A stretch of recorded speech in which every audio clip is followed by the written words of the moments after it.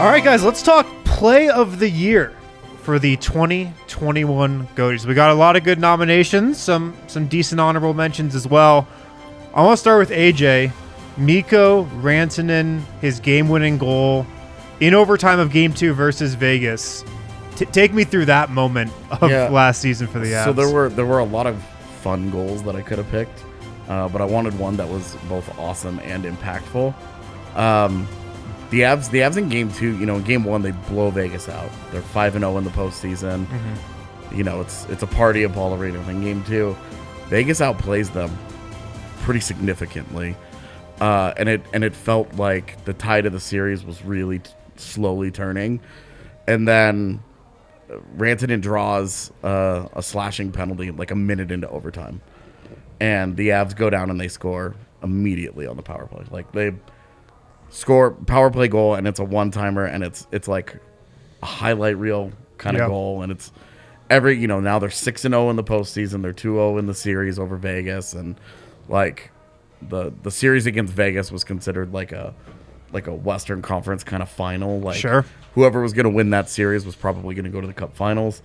It didn't work that way, but it was just such a huge play, and it was a highlight reel goal from one of their best players, and it was just such a memorable moment because it was like that was when you really started to think, okay, like this could really be it. And of course it ended up in catastrophe, but it was that in that moment the building was going nuts, and everybody was believing like this could be a championship season. Well, that's what I was going to say, because that was the definite high point of the season, because sweep the Blues in the first round 4-0. And then you go up 2-0 on Vegas at that. Yeah. You were definitely believing that this was going to be the team. Yeah. That was like you wanted to see how they looked against Vegas, and they blow them out in Game 1. And that was a tired Vegas team coming off a tough series. The Avs were bored, and they decided to globetrot them. And then Game 2 was just very different. It was very like, can the Avs win a game like this? And they steal it at the end, and it's in overtime, and it's a great moment, and it just everything about it just felt at the time it was just like, this is a special team, this is a special moment, this is gonna be so much fun. Yeah. Well, and like you said, they really got outplayed that entire game. Got outskated, a lot more goal opportunities for Vegas, and I kind of felt like Game 3 was the other way around, where I felt like Colorado outplayed them, or maybe it was Game 4. It was, so the first period of Game 2, the Avs built their lead. Like, it continued. Like, they outplayed Vegas, and you're like, apparently Vegas just can't hang. And then the rest of the game was just dominated by Vegas. And it was just the Avs just hanging on. And then they get into overtime, and they get a power play right at the start of overtime. And cash it in, and you're like, great, they escaped. Like you have to win a game or two like this in tough series in order to get through a best of 7 against the good teams. You've got to be able to steal a game. Okay, well, they stole one. Now they're up 2-0 in the series, and it just felt like it almost felt like because when you're up 2-0, the next 2 games are do or die for Vegas, and it was, and in Game 3 the Avs had a third period lead, and they were 6 minutes from a 3-0 series lead. Like, it was this close. Crazy. It was this close to being a very different version of history. Where does that Rantanen goal rank for you on just like most memorable or significant goals that you've witnessed? I would say it would have been a lot higher had things gone differently. Right, but in the moment, it probably seemed like in the moment, it felt like they were this close. Like they were going to get out of the second round. They were going to beat the other best team that was in the field, because it was Colorado and Vegas were the 2 best teams going into it, and it was shaping up to be an easier third round than expected. And so at the time, it felt like this goal is going to be huge. We're gonna think about this goal forever. When we look back on this Cup run, this goal is going to stand out as one that shaped that history. Yeah, this was the first goal that let you know, we're on our way. Yeah, like them to Stanley smoking Cupville. the Blues was like, okay, great. Like that, the Blues were not very good. The Avs dominated them in the regular season. It was whatever. But going up 2-0 on Vegas felt like this was Sure. It was like right there. It was they put them right there. Yeah. Patrick, Elías Díaz hitting the walk-off on July 4th for the Rockies. The Rockies have had a lot of memorable plays happen on July 4th. But take me through that moment of last season. Yeah, well, they had the opener 2.0, as they called it. Everyone was going out to the ballpark. It was about a week and a half before the All-Star game. So the ballpark was jumping there. 4th of July, always you got to come out to the stadium at Coors Field. It's against Arenado and the Cardinals. It's his first time back. I totally forgot about that, yeah. There's that element, right? And now you can have full capacity. So there were 160,000 people who turned out for that 4-game series. And every day, new people were coming to the ballpark, giving standing ovations to Nolan Arenado. Cards were up 2-1 in that game. Rockies had already won 2 of the first 3 games in that series. Díaz himself had a walk-off home run in the first game. But you get to the 9th, they were able to squeeze out a run, tie it up with 2 outs.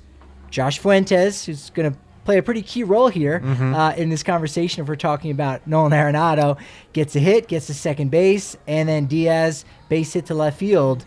And what a day to cap off the first 4th of July back at the ballpark since the pandemic first began.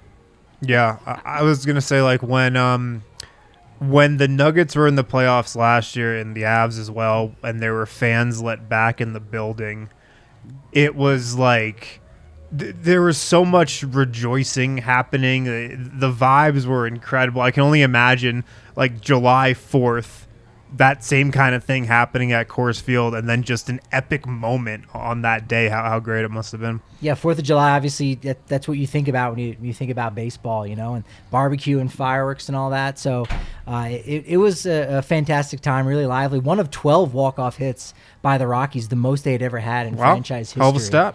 Yeah, so they won 48 games at home. A quarter of the games at home that they won was via the walk-off. So if you went to 4 games at Coors Field, chances are if you stuck around long enough, you saw a walk-off like Elías Díaz there. And Josh Fuentes scores the winning run to give the Rockies a 3-1 series victory. Who's he related to?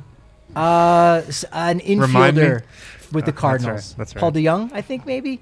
So, it just wrapped a real great bow around that. And then again, you got the All-Star game coming after that. So I think with Díaz having 3 of the 12 walk-offs tied for team lead with Charlie Blackmon, I think that's kind of that moment that boils down the entire summer, getting back to Coors Field.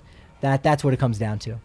I think they needed that too because, with everything that happened with Nolan in the offseason, I think there were a lot of folks like myself who were kind of just like, you want to know what? I'm done with baseball. Like, baseball was my first love. That was me. That was totally me. I've gone to more Rockies games than anything. Like, it was the first sport I played. Like, I played competitively. I still work in the summer in youth tournaments. Like, baseball's been a huge part of my life. But it was just one of those moments where you were like, I can't do this anymore. I can't. Totally. I'm done. And then, there's the break because of COVID. And, it gives you a chance to, like, let emotions cool. You come back. You have the opening day 2.0, which I end up going to with some friends. That was a fun day. You get the 4th of July and then the All-Star game. I just think all of that was so needed in Colorado to just kind of let everyone enjoy baseball again for a second. And I still think there's plenty of like fair skepticism. And if you're one of those people that's like, you want to know what? I just don't want to support this franchise. I get it. But for people like me that have been in love with baseball their whole life, I think we needed that moment to just be like, you want to know what? It's still a fun game. Coors is still one of the best places to be on a summer night. And it's still our city. Like, yes, I hope Nolan goes on and wins a ring. I hope he wins an MVP. I hope he does everything. But also, like, it's still our team, and we want the walk-off win. So, like, go Rockies. And for fans that, if you were there in September of 2019, you got to see Nolan's last game, at least with fans, in the ballpark. But you didn't know that you were saying goodbye to him. So that was his first time back that weekend. And so, yeah, a lot of emotions boiling down. And it's why it was a maybe not a hard ticket to get, but it certainly was a hot ticket this summer going to a game at Coors Field. July 4th, a fireworks game? It's a hot ticket. Yeah. It's a hot ticket any year. Justin, what John Tonje did for CSU basketball last year, in a game to cap an incredible moment. Kind of got swept under the rug a little bit, but walk us through what happened there. Yeah, I mean, January 2nd, second day of the year, obviously a lot of stuff happened after it, but this was just a really big moment for CSU basketball. You're going up against the face of the conference, the elite brand in San Diego State, a perennial tournament team, a team who the year before only lost one game. People forget about. They literally went 30-1. They were going to be a 2 seed, I believe, in the tournament, maybe in a 1 seed before it got canceled. And the Rams, they're getting their teeth kicked in. It felt like it was hopeless. It was one of those. They're playing on national TV, actually playing on CBS on Saturday on a 2 p.m. game. So it's like, oh man, this is such a big opportunity for CSU. And then it's just like, oh. They're getting rolled, really, like the total Ram life. With about 8 minutes left, the game starts to flip. The Rams start getting to the hoop. All of a sudden, the game just completely changes. CSU ends up coming back from 26 points down, the largest comeback in Mountain West history. John Tonje, 25 seconds left, hits a corner 3, gets fouled. So he's able to put the Rams up 1. They end up holding on defensively. He has to hit a couple more free throws again at the end as well. But so a 4-point play to complete the largest comeback in Mountain West basketball history. Against that's major. The team that's, the face of the Mountain West. You're not doing this against the San Jose State. It's the face of your conference. And really, I kind of felt like that was the moment that solidified, CSU is here. And they had some, low moments even after that. But obviously, they've been able to take that success they established last year and into this season. They're just on an incredible run. And but that was kind of the moment where it really felt like, you want to know what, CSU is one of the best teams in the Mountain West, and on any given night they can beat anyone. Yeah, that's special stuff. Our final nominee, Michael Porter Jr.'s game-winning 3 in double overtime of Game 5 versus the Blazers in the first round of the playoffs last year. So just to set the stage for this, series is tied at 2-2. This is Game 5. Michael Porter Jr. was coming off one of his worst games ever. He had 2 points in Game 4, took just 3 shots. If you guys remember that series, one of the storylines was Norman Powell was being really physical with him, taking him out of the game. And that's kind of what happened in Game 4. He was a no-show in that game. And so you go to Game 5. It was 140-140 in double OT. This is the game where Dame Lillard had 55. And Michael Porter Jr. hits this 3 from the left wing on what's kind of becoming Nikola Jokic's patented assist. He was on the right side of the floor. He threw that skip pass over a couple defenders. Robert Covington's all sprawled out trying to get the deflection. He can't. And it goes right to Porter in the left corner. And he knocks down the 3. And that turned out to be the game winner because Portland didn't score after that. Gave the Nuggets a 3-2 series lead. And that was the tipping point of the series. Because Nuggets won Game 6, and the series was history. So it was a crazy moment, a crazy shot, a crazy play, and probably so far it's the defining play of Porter's career, I'd say. Is Game 4 in the NBA Finals or in the first round of the playoffs? Is that one of the most pivotal games, or is it Game 3 like it might be for baseball, where hey, whoever wins this game usually has the advantage? Because obviously they lose, it's going to be 2-2 versus 3-1 to a team that was favored against them, I think, going into the series, even though the Nuggets were the higher seed. I mean, that's a pivotal game. Right. Well, yeah, in this case, it was tied 2-2.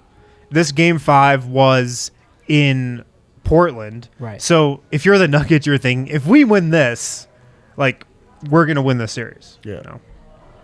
Yeah.